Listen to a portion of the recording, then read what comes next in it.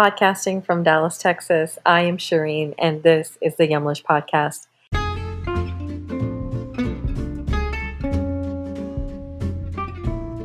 Yumlish empowers people with chronic conditions like type 2 diabetes and heart disease to take charge of their health through diet.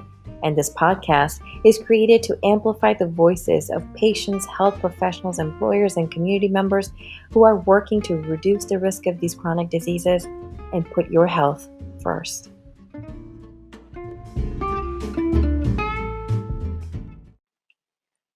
On this episode of the Yumlish podcast, we're talking to Dr. Tony Spann.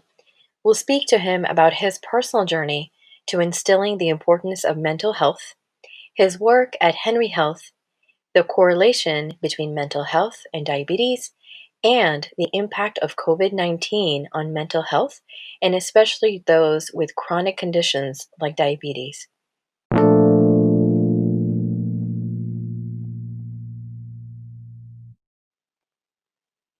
Dr. Rufus Tony Spann is the Chief Clinical Officer for Henry Health. Dr. Spann is an assistant professor in the School of Rossier's Masters of School Counseling program.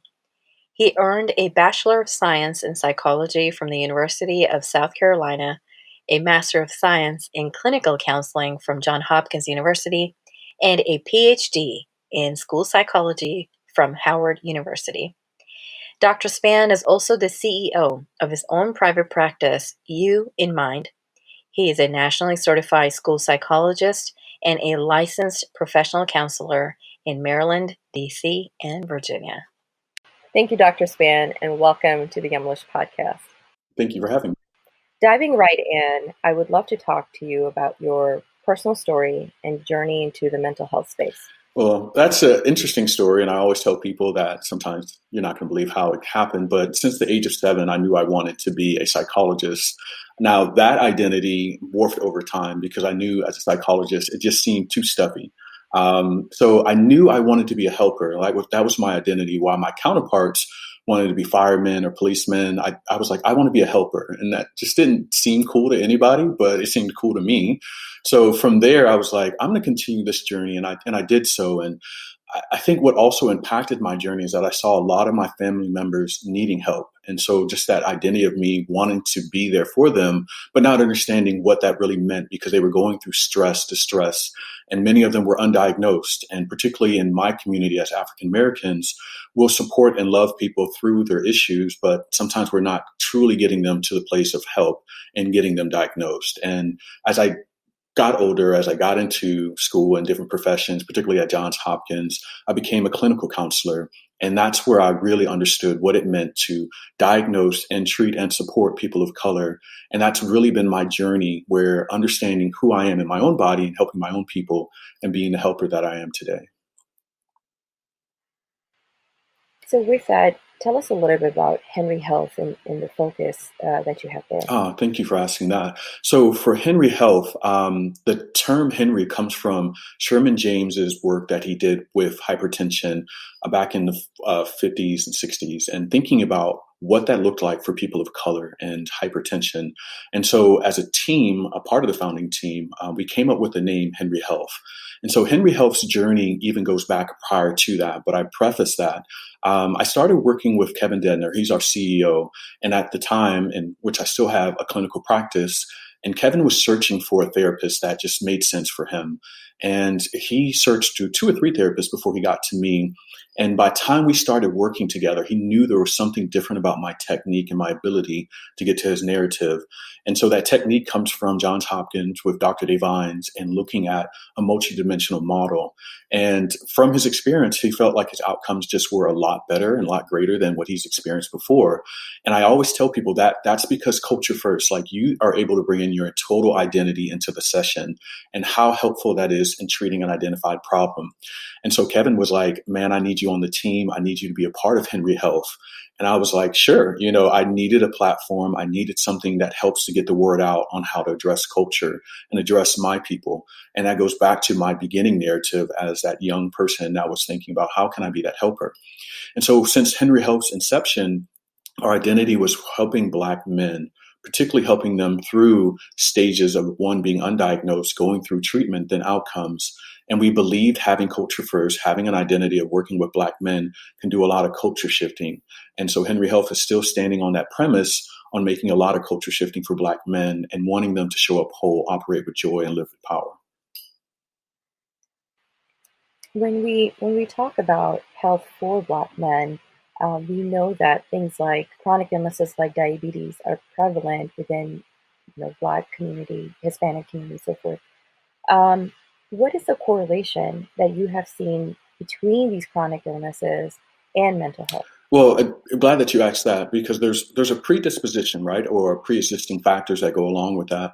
However, when we think about the existence of what is the financial stress, we think about family stress, we think about disparities and inequities within healthcare systems, within communities, we're finding that there's several different variables that cause that to happen, and that's where, as particular people in the mental health field, the healthcare field, advocates, supporters, we have to disaggregate that information, the data. We have to really dive in there and realize that people are suffering and what they're suffering from may not be generally known. Like we have to go in there like Sherman James and think about how is or why is this hypertension being caused or needs to be examined. So thinking about some of the people's background on the team. So we have a lot of people that are in public health. We have several people that are in mental health. And that's where we have to marry our disciplines together and getting at what's going on within the Latinx community, what's going on in the African American community, what's going on in the Native American communities, and really tease that data out again, because we know that with stress, depression, anxiety, trying to keep up with counterparts, imposter syndrome, there's particular lived identities that are just not known to most people, or they're not really researched heavily because sometimes researchers do not know how to dive into those narratives. But the reality is that what we think are some of the problems or the pre-existing issues may not be what we're known to. It could be something different, and that's where we have to get back in there and see what's going on. But when we think about some of the bigger overarching issues, it's really stress. Stress of being an African American, stress of being the Latinx American, stress of just being in a society where you're not really accepted. There's still a lot of prejudice and issues that you live through, as well as working through on a job or a career. So there's a lot of pre-existing issues that cause the issues of mental health, as well as changes of diet and eating. And so when you dive into some of that, and what we've seen in the past has been there's also stress associated with having that chronic Mm-hmm. illness that has an impact and causes anxiety. And am I managing this right? Can I do something better? How are you seeing that evolve in the community? What has been the response to that? How do you manage? Oh, good question. Thinking about a lot of our eating habits and just thinking about a lot of our day-to-day daily habits, I'd like to dive into that. One, historically, eating habits, particularly let's just say for African Americans, as I speak from my own personal narrative, a lot of our eating habits and how we survived and survival habits through historical trauma, through lived experiences, have been eating foods that were initially given to us or scraps that were given to us and making a meal out of that, but then adding certain salts and sugars to kind of make it taste better. But in the long run, what does that mean when we talk about diabetes or chronic illnesses that come along with that? And then if we talk about the lived experiences, again, staying with African Americans, just because it's my lived experience, thinking about the stress, thinking about diabetes, thinking about hypertension. So these are chronic illnesses that do come along with that. And unfortunately, a lot of these chronic illnesses come from a lived experience, historical trauma, traumatic stress that we're still incurring. And it's hard for us sometimes to tease away from that because it's like, this is our daily meal. This is how we eat. This is part of our culture. And it's like, no, you don't have to put that much sugar in there. You do not have to put that much salt. I'm sure it'll be okay if you put a tablespoon or less or something like that in a bigger meal, right? But at the same time, if we're thinking about what it means to live in these issues of chronic stress or chronic hypertension, it's that a lot of times we're not trying to get diagnosed. We're not trying to get supported for the illnesses that we have. And I think that's where Yumlish and all these other companies are starting to think about how do we get into a place on addressing the issue, getting a support for that person to help them just like live through this. And I think that's the important part that we have to start to do now, live through these experiences and talk about the experiences in a healthy way. Because I think the problem now is that there's more undiagnosed issues than diagnosed, and we have to get past that. So, on top of that layer, if we add the nervousness and anxiety that's coming through COVID-19, what are the implications that you're seeing in the community today just from that? And where do you see this sort of heading? So there's a lot of pre-existing issues, particularly for Black men, as Henry Host is at the forefront of that, and then pre-existing issues for people of color, and that goes across the spectrum from all kinds of people. And so if we think about pre-existing issues, these are pre-existing issues that, one, some are not diagnosed at all. Two, some are diagnosed. And so when we think about the immune system, we think about the central nervous system, we think about the digestive system, and the impact on stress on that, or anxiety, we think about the releasing of in the system of glucose, or it remaining in a high state, or cortisol, and that remaining in a high state. That's already eating at the organs, it's eating at the muscles, it's already causing us to have low immune systems. So unfortunately, when you have a virus like COVID-19, or you have a virus like the flu, what happens is that the body is already at a state where it's not appropriately able to fight what's entering the body. And so if we think about people that are undiagnosed, that may have diabetes or that have chronic illnesses, they're already at a place of being at an expectancy of where the virus will affect them differently. And so that's where, during this time of COVID-19, those that have chronic illnesses or those that don't have chronic illnesses have to take care of their health. You have to think about how you're eating, how you're exercising, how you're drinking water, because we have to stay at our healthiest to be able to fight off a virus like this. And I think for those that are already diagnosed with diabetes or with other chronic illnesses, have to stay on their regimen very closely. They have to maintain their immune system. And they also have to think about how they're socializing with other family members that may be in the house or other people, because we need to keep the stress low. We need to keep the anxiety low. And we have to maintain that level of social distancing, but not social emotional distancing, right? There's a difference, but we have to make sure that we're caring for each other, but we have to make sure that we're caring for our health, because that's our first fight against this virus. Now, there's talk of a possible second wave hitting toward the end of the year. Um, I know, just thinking about it personally, that causes me some anxiety because life has changed. I mean, blessed, but still, life has certainly altered from what it was, a month or two ago. Um, how would you address this anxiety that is being caused by the second wave of sort of this inevitable another round of what we're going through right now, possibly?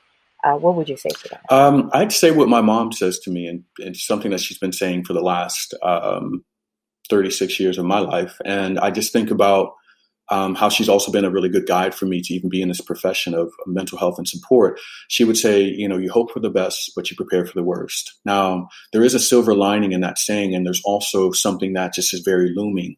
But as you prepare your mind for hoping that maybe the second wave is something where, now that I have knowledge, I have information, I have a way to live through this, and I know how to prepare myself.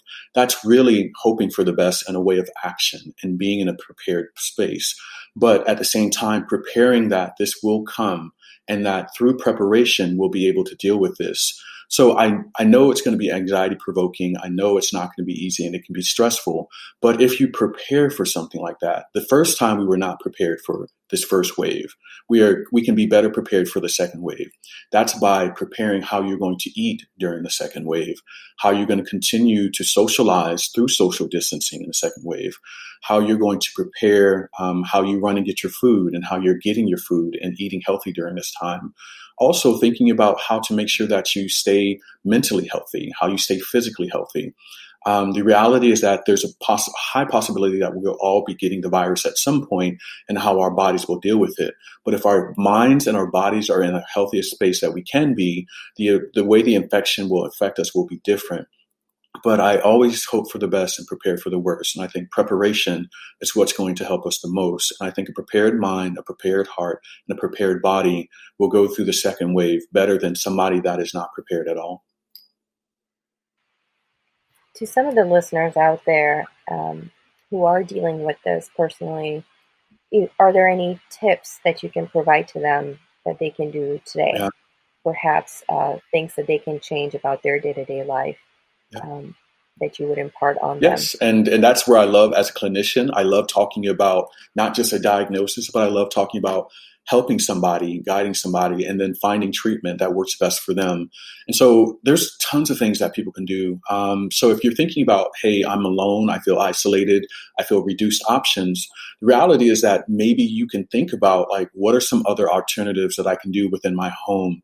How do I create my home space to be as relaxing as possible? So that helps to reduce the stress and anxiety. How do I maintain contact with my family members, checking on those that may have fallen sick, maybe those that are at an older population that may be more prone to getting the disease. In addition to that, if we think about the physical, there's tons of things that you can do in your house, from yoga, you can do marching in place, walking up and down the stairs. You can actually go outside and think about using some mindful walking and thinking about your breath and as you're walking. But I think what we can do is just thinking about total wellness during this time. That includes your mind, your body, and your spirit, and making sure that you're focusing on different techniques like yoga, like meditation, like breathing.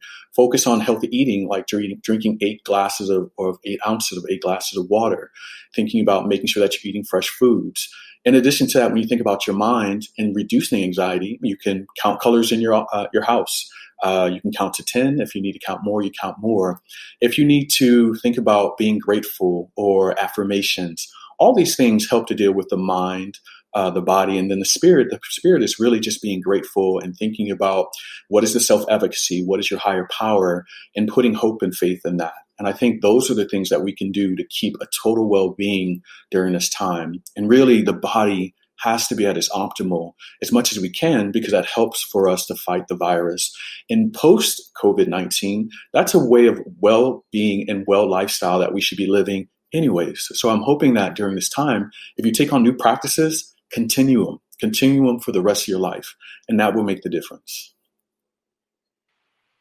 And so that leads me to, how does something like managing this anxiety turn into a long-term habit?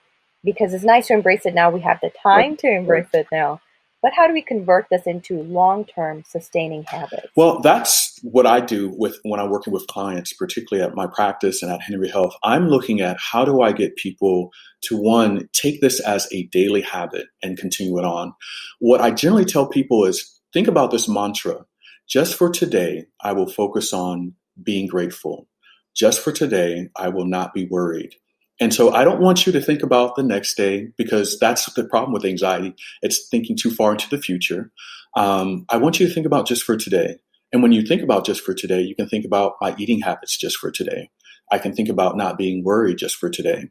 I can think about being valued just for today.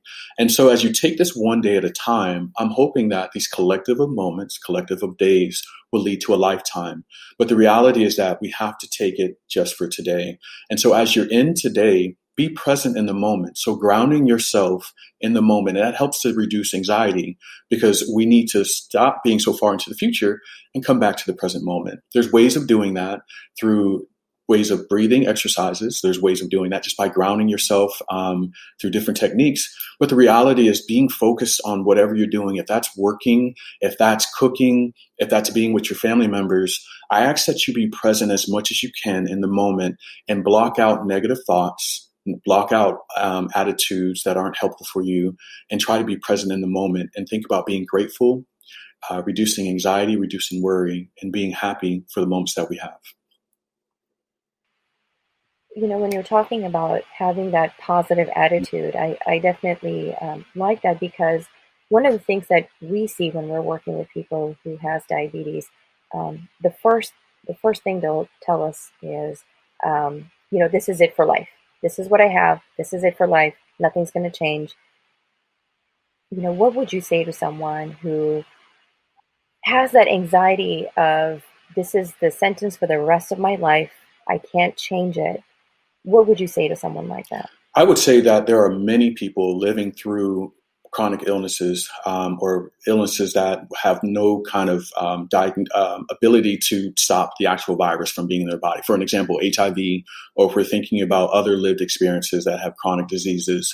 And the main thing is that you're still alive and that you will live through this. And as technology, as other medicines get better, they will be there for you. But we have to remember that we have to live through that to be able to get to these moments. And so as you are living through it, some of that moment is just being grateful. And I know it's difficult because there's challenges with managing diabetes, there's challenges with managing HIV, there's challenges with managing a lot of chronic illnesses.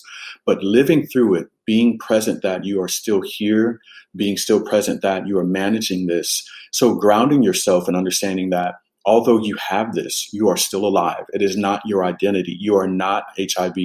You are not diabetes. You are the person who you are, and you are managing through that. You are living through that.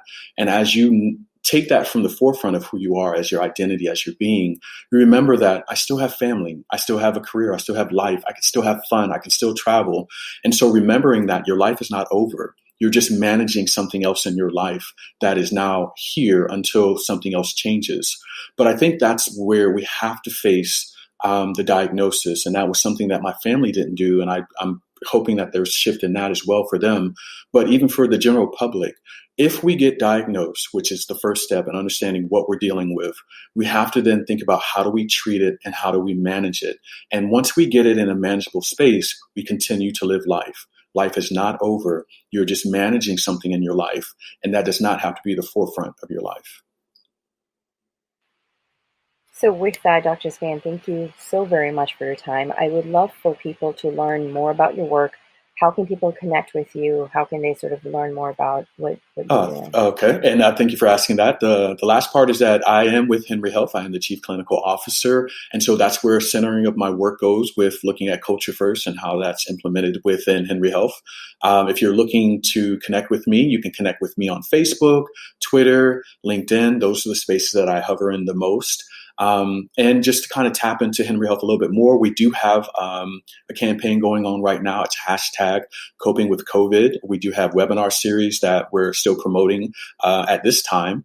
And we also have continued work. So we do have teletherapy that we're providing. We'll have group therapy. In addition to that, our app will be launching in mid to later part of this year. And so I think that's going to be exciting. So please look out for the app. We do welcome all, although right now we're currently working with Black men. That is not going to be our only focus. We will move into other genders, groups, sexual orientation populations. But we believe if we can solve the problem with Black men, we think we can solve the problem for others. So thank you for allowing me to say that and being a part of the podcast. This has been a great journey for me as well. Thank you.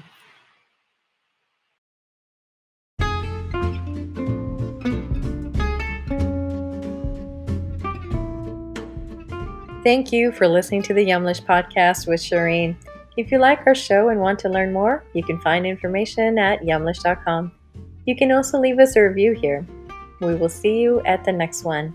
And remember, your health always comes first.